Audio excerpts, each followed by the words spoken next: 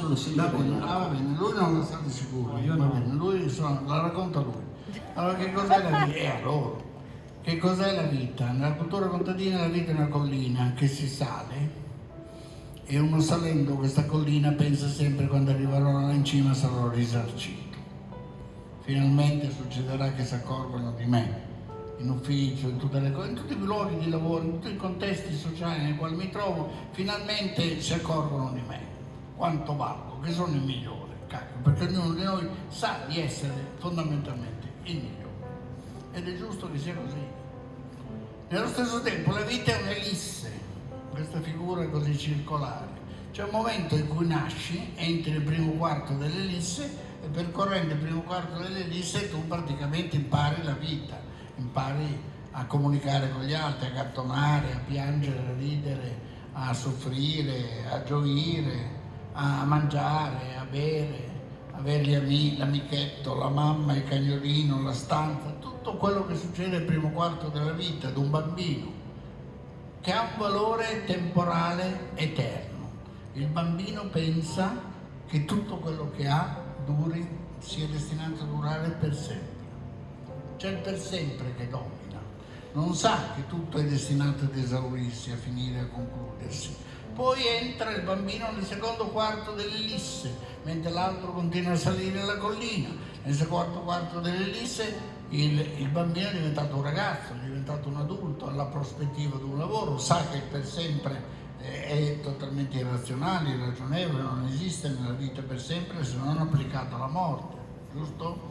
E percorre questo secondo quarto dell'ellisse convinto che succederà qualcosa di meraviglioso quando arriverà lassù. Si sposa, si fidanza, trova un lavoro, studia, si laurea, fa tutto quello che deve fare una persona che diventa adulta via via, fino a quando non arriva in cima alla collina, quello là lo metto, e così anche il nostro personaggino arriva sul vertice dell'ellisse.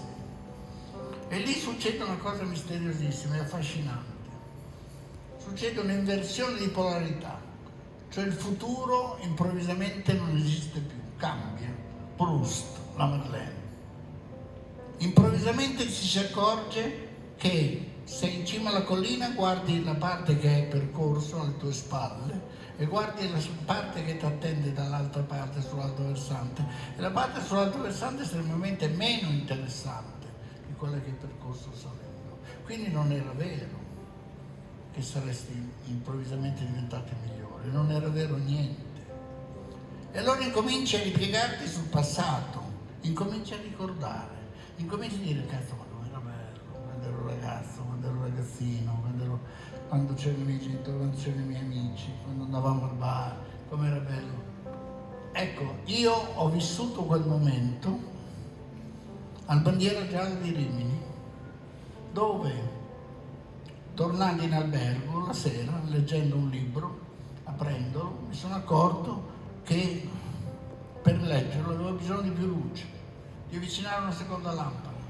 Quindi la mia vista, uno degli organi fondamentali, la vista, incominciava a cedere, non mi accompagnava più.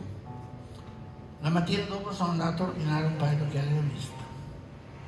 E di lì è incominciato una sorta di percorso di rientro in cui il mio fisico ha incominciato a dissociarsi, a non essere più in sincrono con quello che era il mio io. È incominciata una sorta di cerimonia degli addii fra il mio fisico e il mio io, ed è incominciata una specie di sorta di misterioso viaggio di ritorno, in cui all'apprendimento si è andata a sostituire in questa discesa il disapprendimento. Le persone da una certa età in avanti disapprendono, cioè riescono a mascherare tutto attraverso la professionalità, non se ne accorge nessuno, però stanno disapprendendo loro dentro se stessi, sanno che quel pallone che era là e loro erano là, il pallone era là, vabbè adesso lo riprendo. C'è un intervallo, c'è un tempo e il fisico incomincia a non essere più così in sintonia col tuo io, sempre di più, sempre meno, e arrivi e predomina la nostalgia, il ricordo, fino a quando non entri nel quarto, l'ultimo dell'ellisse, che è quello nel quale io ero convinto di non entrare mai, che è la vecchiaia, che è spaventevole, misteriosa e anche affascinante, perché alla nostalgia della tua giovinezza, entrando nel quarto quarto, si sostituisce la nostalgia della tua infanzia.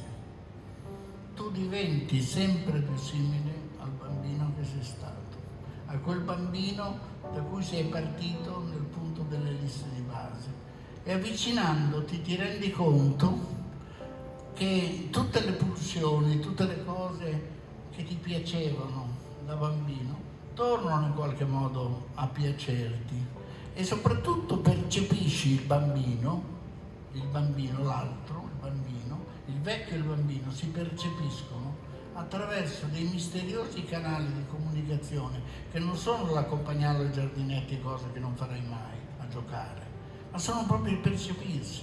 Io capisco la sofferenza del bambino, la gioia del bambino, e lui capisce la mia, e ridiamo e piangiamo con una facilità estrema. Io sto tornando a essere sempre di più quel bambino e mi piace, e torna in me anche quella suggestione del per sempre, che non è detto che poi sia così, l'abbiamo rimosso forse un po' troppo in fretta. E cos'è che unisce così tanto il bambino al vecchio?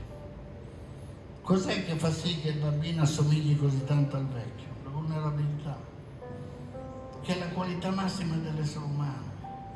Cioè io quando lavoro con le persone, con gli attori, con le persone vulnerabili sono le migliori, quelle che non hanno gli anticorpi, quelle che le offendi con niente, che le ferisci con niente, che si sentono sempre inadeguate, sono sempre le migliori. Sono i deboli migliori, non sono i forti migliori. E allora ti avvicini a questo bambino sempre di più e vorresti veramente chiudere la tua esistenza tornando nella cucina di via San Vitale, dove tuo padre e tua madre ti aspettano per la cena.